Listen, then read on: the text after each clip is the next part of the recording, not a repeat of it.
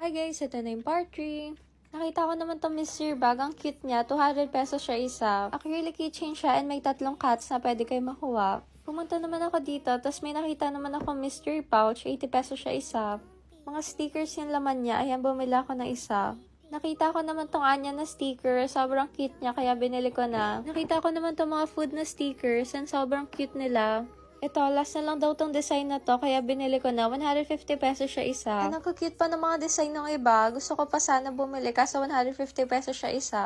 Tapos ito nakita ko may sinigang na hipon. Favorite ko pa naman to, kaya binili ko siya. Pag naka-purchase ka ng worth 100 pesos, and follow mo sila sa Instagram, Colors by Bear, ayan, may chance ako bumunot dito. And nakakuha ako ng free sticker sheet. Sobrang saya ko kasi nakakuha pa ako ng isa. Binilisan ko na nga yung pag-ikot dito kasi 30 minutes na lang, magsasarado na sila. Comment kayo guys kung gusto niyo ng part 4.